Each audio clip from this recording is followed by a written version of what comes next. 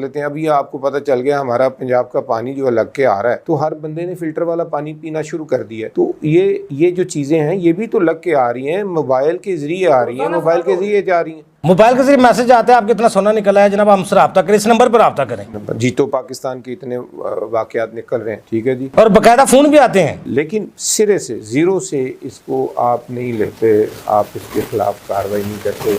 अब जो अदारे भी हैं वो इतने टेक्निकल हो गए हुए हैं, उनको पता चल जाता है कि ये 150-200 नंबर पे हमें 50-50 हज़ार की ट्रांजैक्शन चेक करनी, तो इतना टाइम हम क्यों लगाएं, कैसे लगेगा। बाद में पता चले ये फेक सिम है, मतलब सिम सारी है लाहौर की, जा रहा है पैसा जनाब आपका खानेवाल में, बावल नगर में, शेखुपुरा में, ठीक है जी, ननकाना साहब में। मतलब लोकल लोग जो हैं वो अपने आप को जाहिर करते हैं। सही बात है। अच्छा सजाद बलोच साहब, ये ऑनलाइन किस तरह फ्रॉड करते हैं, लोगों को FIA का बनकर, अफसर बनकर या आर्मी का अफसर बनकर किस तरह लौटते हैं, ये कौन किस इलाके में लोग पाए जाते हैं? जैसे आप पहले बता रहे मुख्तलिफ शहरों में सबसे ज्यादा नेटवर्क इनका कहाँ है? सबसे 1 नंबर पे खैर वो टामे वाली है, अच्छा, जो कि मेन वो है 1 नंबर पे। उसके बाद में मियाँ चन्नू, चीचा वतनी, शेखोपुरा, बहावलपुर, करोल पक्का। वो तो आप भी बता रहे हैं, आप भी वहाँ के रिहायशी हैं, तो ये उधर की ये स्टार्टिंग वहाँ से शुरू हो रही है ना, वहाँ से बड़े मगरमच्छ पड़े हैं ना, जो कि वो इतना कुछ है जो मैं समझ तो उनको कानून उनके खिलाफ कोई एक्शन नहीं लेता। अगर वो कानून के खिलाफ मुतलका MPA और थाना या वगैरह उनका कोई बंदा उठा ही लेता है, तो वो जाके रोड ब्लॉक कर देते हैं, वो जाके बदमाशी कर देते हैं, क्योंकि उनका किसी के पास प्रूफ नहीं है। जब अगर कोई है तो कोई लोग डर जाते हैं, यार ये मैं तो छूट के आ जाऊंगा। ये अच्छा, पकड़े भी जाते हैं, गिरोह में कोई बंदे पकड़े जाते हैं, चुरा के ले जाते हैं, वो छूट जाते हैं ले दे करके। पहले तो सोने के चक्कर में लूटा, लोगों को लूटा जाता है ना, सोने की हमारी ईंट मिल गई, आप ईंट ले लें तो ये आपको सस्ते दे देंगे, ये कर। अब तो बहुत से तरीके आ गए, बहुत से। वो अभी जैसे मरियम नवाज साहब का ये प्लेटों वाला इशू आया है, वो उनका वो लगा के कर रहे हैं, सोलर प्लेट के जरिए भी लूटा जा रहा है, वो भी जा रहा है। जाली करेंसी के इनके पास वीडियो भी है मेरे पास। अच्छा, वो पैसों की नोटों की वीडियो मेरे पास है। तो कोई नोट किस देते हैं, वो जाली जाली असली दे के जाली क्यों लेगा कोई? ऑनलाइन के जरिए उसको हरासा करके उनको फिर लाखों रुपए तक पहुंच जाते हैं। के पास उसने कॉल करनी है, जो भी आना है ना, उसको पहले अपना इतमाद दिलवाते हैं, खाने काबे की कसम उठाते हैं, ऐसी तरीके से उसको इतमाद में दे के तो फिर उनको जाके करोड़ों रुपए लूट लेते हैं। ये तो जाली जो रुपए बनाने वाली मशीनें भी इनके पास मौजूद है, हर चीज मेरे पास प्रूफ है। अगर किसी में कोई चीज मैं साबित ना कर सकूं, उसके लिए मैं जुर्मदार। गिरोह की सरपरस्ती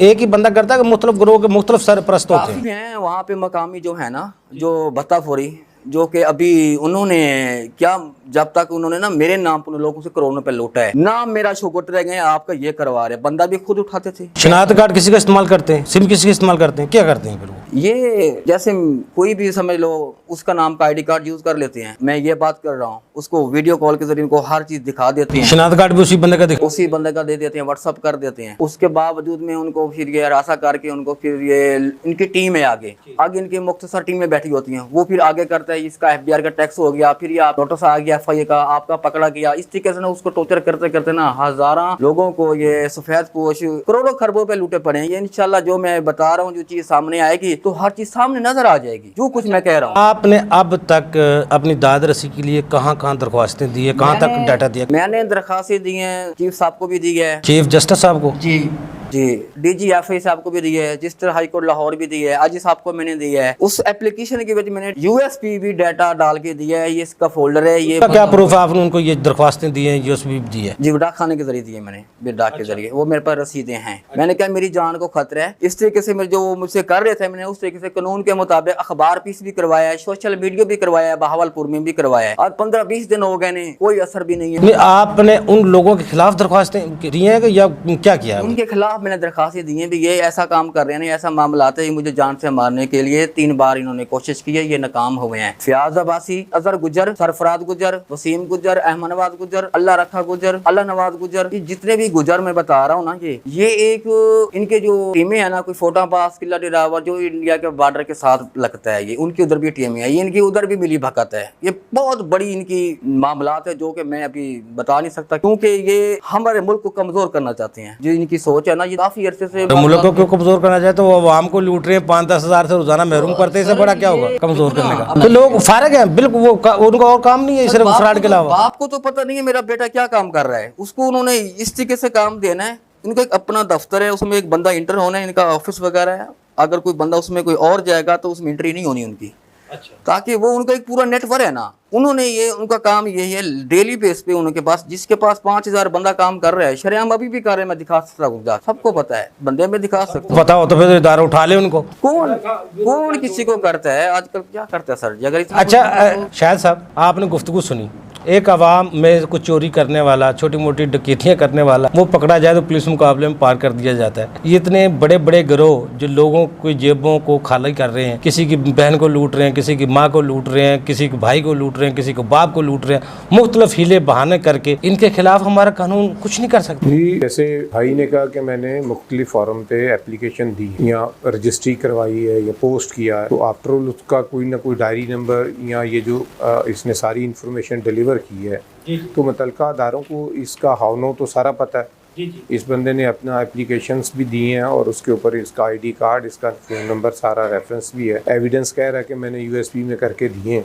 तो बड़ा एक सवालिया निशान है इस टाइम। अगर ऐसे बंदे को हम इग्नोर कर दें और उनके रहनुमा करम पे छोड़ दें, हमारे इदारे क्या कर रहे हैं? मेरे साथ लाइन पर मौजूद है इरफान सादक तारड़ साहब, आप vice chairman Punjab bar council है। इरफान सादक साहब ये बताइएगा, अब हमारे साथ ये सजाद बलोच साहब बैठे हैं, मुतासरा शख्स हैं जिनके साथ ऑनलाइन भी फ़ोन के जरिए फ्रॉड हुआ है, और ये उन मुतासरा है जिनको वो मारने की कोशिश कर रहे हैं। ये मुख्तलिफ इदारों में अपनी दरख्वास्तें भी दे चुके हैं, इनको जान के फैमिली को ख़तरा है, अपनी जान को ख़तरा है, मुख्तलिफ इदारों में अपनी दरख्वास्तें दे चुके हैं, लेकिन इनका कुछ नहीं हुआ। कानून इस हवाले से क्या कहता है, आप क्या समझते हैं? इनको अगर शहरी को तोहफ़्फ़ फराहम करना है, ये हुकूमत की अवलीन तरजीहात होनी चाहिए, आप इस हवाले से क्या कहते हैं?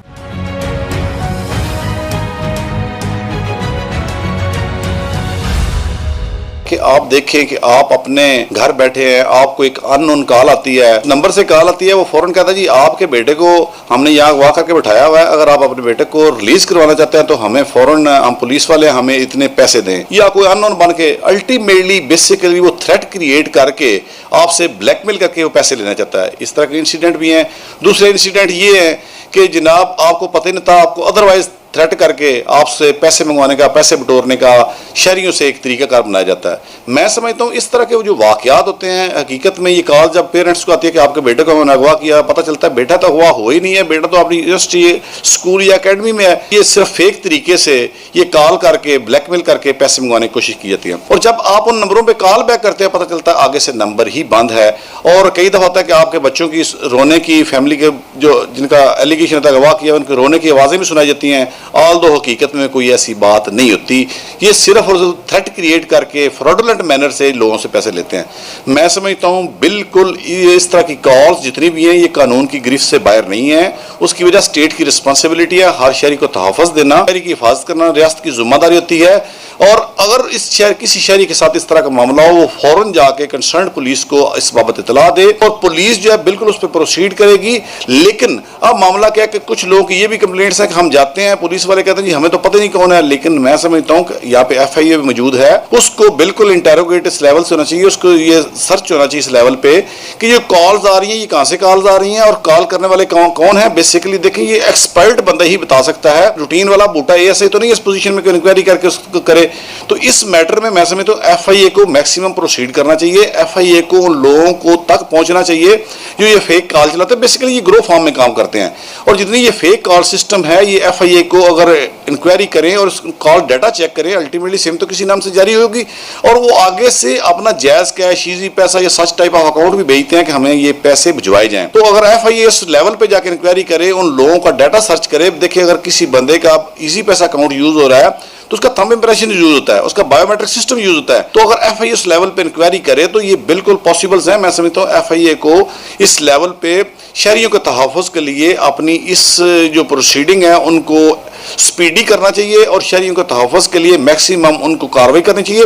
और आम शहरी भी जिनको मसला है वो पुलिस स्टेशन भी जाके अपनी एप्लीकेशन दे सकते हैं अगर अगवा की बात है, या अदरवाइज सोशल मीडिया के से रिलेटेड जितने भी इशूज़ हैं वो FIA को जाके एप्लीकेशन दे सकते हैं। कानून के मुताबिक उनकी रेमेडी है और फोर्सेज जो हैं ये पुलिस फोर्सेज हैं, FIA है, वो उनको प्रोटेक्शन देने की पाबंद हैं कानून के मुताबिक। जी इरफान तारड़ साहब बहुत शुक्रिया, आपने हमें टाइम दिया। शाह साहब अभी आपने उनकी गुफ्तगू सुन ली। मायूसी यहाँ होती है जब एक बंदा देखो अपनी जान लगा के जिसके साथ मुतासरा हो, हम तो 5-10 हज़ार का फ्रॉड हो जाता है भूल जाते हैं यार, थाने में जाएंगे इतना ज़्यादा अखराजात हो जाएगा, सफ़र इतना करना पड़ेगा, छोड़ देते हैं। लेकिन जो उस बंदे अपने दोस्तों से मिल के गैंग तक पहुँचे हैं, उनके नामों का इनको पता चल गया, उनके खिलाफ कुछ और दरख्वास्तें भी आपने, मैंने जो आप बता रहे थे FIR उनके खिलाफ हुई? जी उनके खिलाफ FIR भी हैं, ये उनकी FIR हैं गुजरों की और आबासियों की।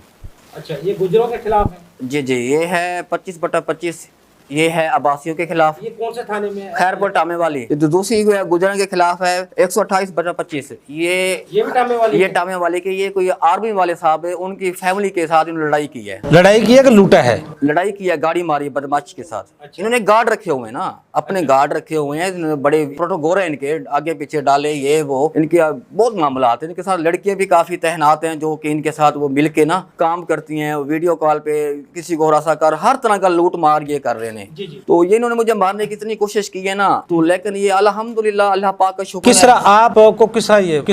किस तरह हमला किया आप पे?